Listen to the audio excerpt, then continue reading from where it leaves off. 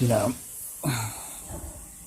continuing to go through and reviewing things in my life and the things in people's lives around me that I called family, you know, you tend to start noticing how things are patterning after each other. Like, you know, someone that was accused of rape, then you meet another person that was accused of rape and acquitted, and then all of a sudden he gets in trouble for something that a family member of yours went through.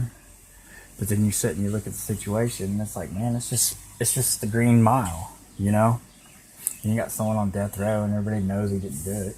But then it's something else, it's blamed on something else. It's just intentionally patterning things in life. Why? Because things are intentionally patterning you. You know, when you meet three different Mark Evans, and one's a DJ, and one's a bondsman, and one was, I'm just not going to say who he was, you know. Then you realize real quick, more people are scared of you than you're scared of them. And this is just their way of trying to say, hey, everything's past, let's get you out right here, you know. You did everything. But it makes you wonder why they think that I would trust.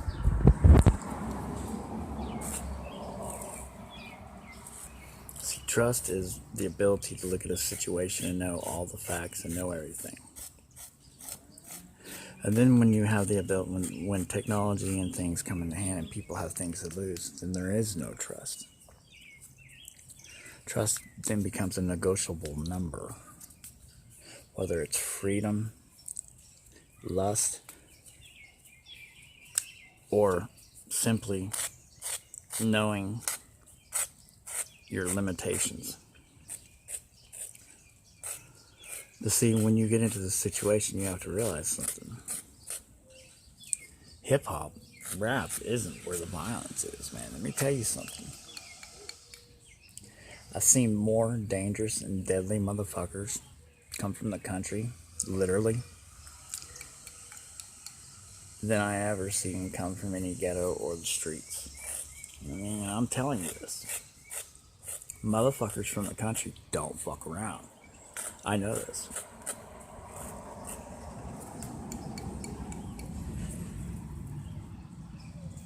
But it also makes you wonder why bits and pieces of a branch of the military are starting to mock these things. Well, it all ties together. Reserve. Either it's reserve oil, reserve money, reserve medicine, reserve time, or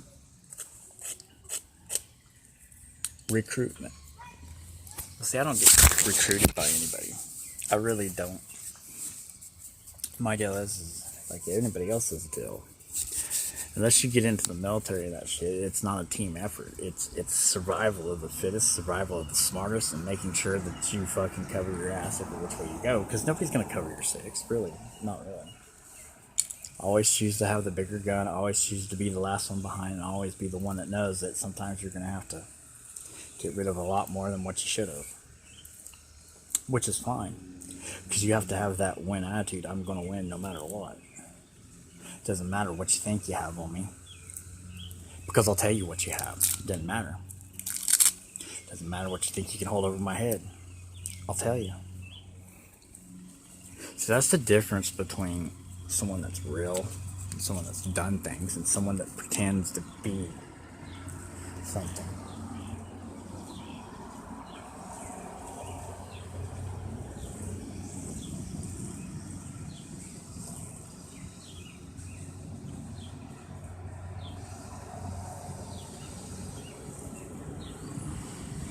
This day and age, it's hard to find someone that's never been busted for drugs. It looks like me, but I've never been busted for drugs. I tell people I do drugs. They're not really drugs. They end up being life.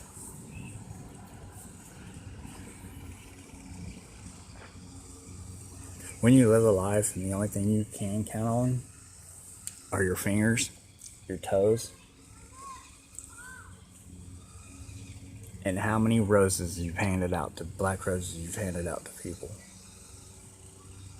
That tells you, eventually, one straw of grass stands out, and a bunch of weeds, and a bunch of weeds stand out, one weed will stand out in grass.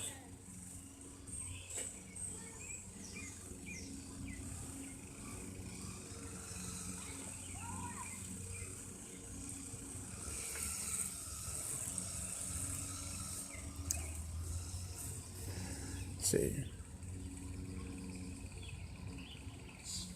life isn't a game, it's strategy. See, all they gotta do is get you surrounded by you, and then sit back and watch to see if you destruct or what comes out. The thing is that's when the real fighter in you comes out. That's when the real motherfucker. See, if you're real anyways, just remember, surround yourself with a bunch of you in the mirror, and it's an ongoing battle that'll never end because it'll never stop. And then all you gotta do is keep watching. See, when you fight yourself in the mirror and you fight the things you know and you base your enemies off of that, it just means you can't even kill yourself. It becomes a game of tic-tac-toe, like a war game. That every move is calculated and it's known, and it doesn't budge or doesn't give. And that's how you get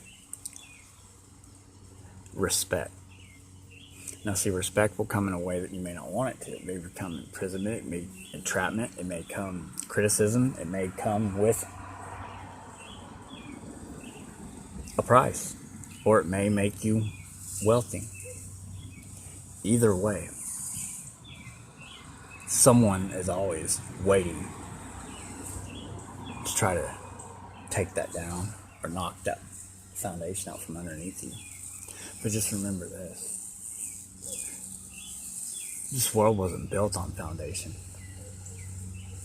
It's built on moral obligation to stay alive to yourself. So, the only taxing thing that you have to worry about is every breath you take. Make sure it matters.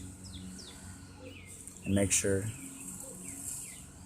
that even if you die with nothing, you die looking like you fucking fought the fucking world. And all I got from you was your hair and teeth. Huh. See, that's the difference between a motherfucker with a gun and a motherfucker that has unloaded them. Don't ever carry a gun, sling it over your shoulder. And don't ever carry one that's clean. You know, you see so many people have all these guns, they're constantly always cleaning them. Man, throw that shit in the fucking mud. A clean gun will always fire. You want to see what your weapon's about? You want to see what your brain's about? Do so when you're fucked up. Push your abilities, push your mind. It's when you realize everything's bullshit anyways.